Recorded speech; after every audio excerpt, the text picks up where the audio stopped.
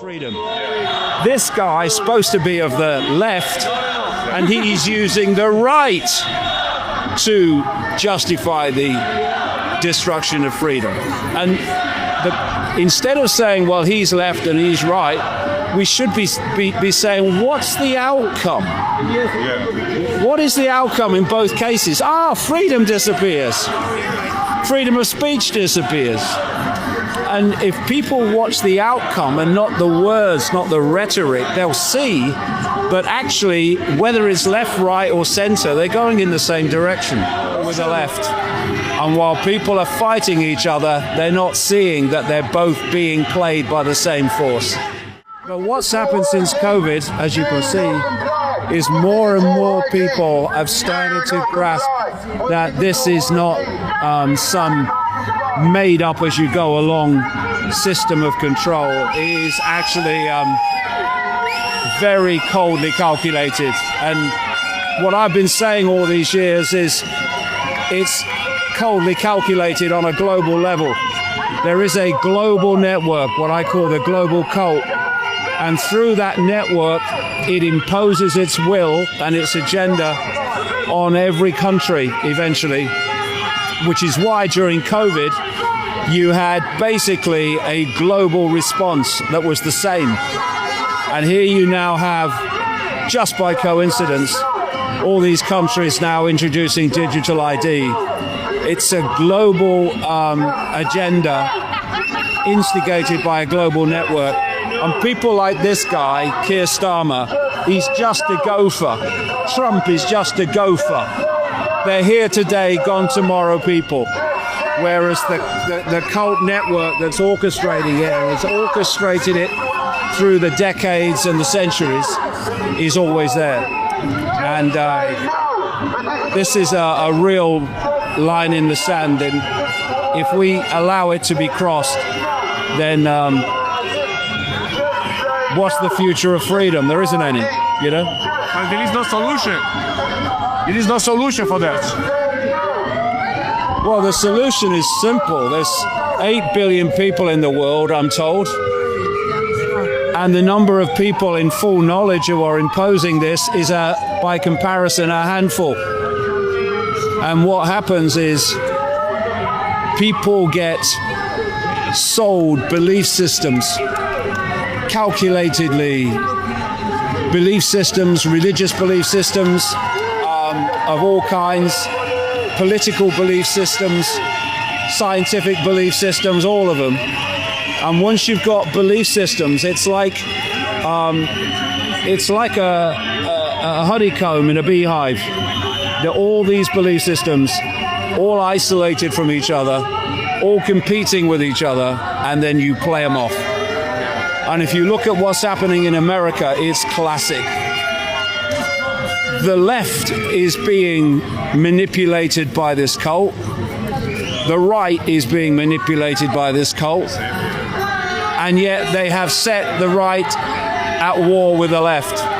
And while people are fighting each other, they're not seeing that they're both being played by the same force. And until we realize that and put down the fault lines of division, agree to differ, but concentrate on the common threat, then we might have a chance. But while we're fighting among each other, it's divide and rule. And so what you've got, you see, in America, you've got the right in power imposing itself on the left and using the left as the excuse to take away freedom. This guy's supposed to be of the left, and he's using the right to justify the destruction of freedom. And instead of saying, well, he's left and he's right, we should be saying, what's the outcome? What is the outcome in both cases? Freedom disappears. Freedom of speech disappears. And if people watch the outcome and not the words, not the rhetoric, they'll see that actually, whether it's left, right, or center, they're going in the same direction. Like crypto, gold, silver, advice, what else? Which advice you give to us? Well, I'm not going to advise anyone financially. That's up to them. All I'm saying is, while we're divided, systematically divided, they will rule. Yeah, but and when Met controls the money, so that's it. If they impose digital money, so there is no solution. Well, that's the whole idea of the digital ID and the digital currency is the complete control of money. But people just have to look at the situation and decide individually what they want to do. What I'm saying is, from the big picture point of view, we're being played off against each other, and whether I don't care what color you are, black, white, sky blue, pink. We're all in the gun sights of this cult, this global cult. And while we're fighting each other, they're laughing at us. And it's time to stop. Otherwise, we're going to cross this line, and it's going to be very difficult then. Tony Blair's Attorney General, Lord Goldsmith, said the invasion was likely to be challenged as illegal. Pressure was applied to change his advice, and he did. David Kelly was UK's leading weapons inspector of enormous experience in Iraq, talked to a BBC journalist saying actually it was full of bloody lies to justify the war. He was subject to enormous public attention, and soon afterwards he left home and went for a walk from which he never returned.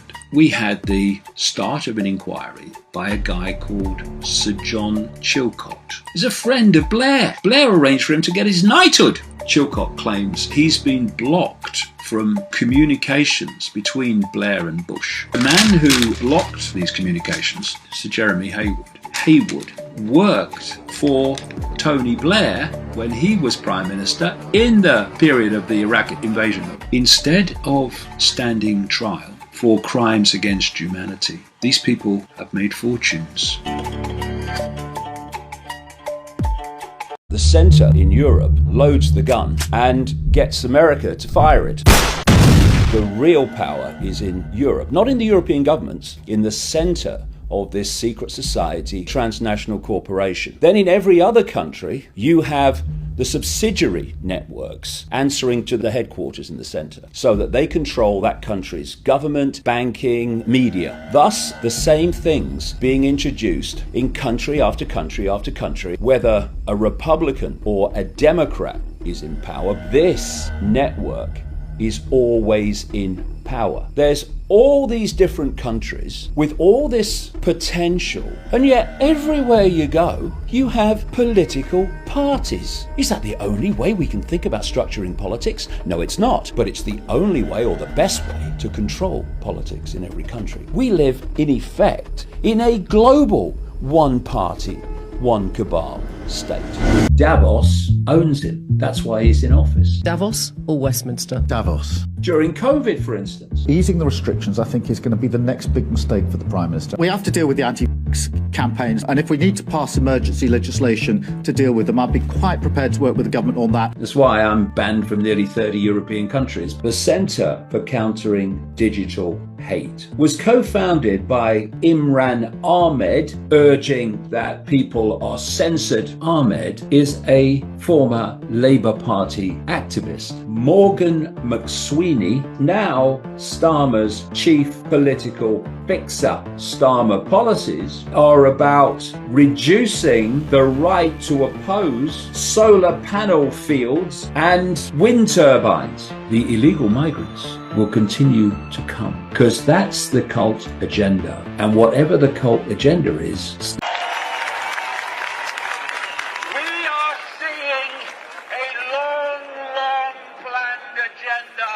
rolling out in a script, and it is destined, if we do not stand up now, to end with the total global subjugation of the human race, not least technologically.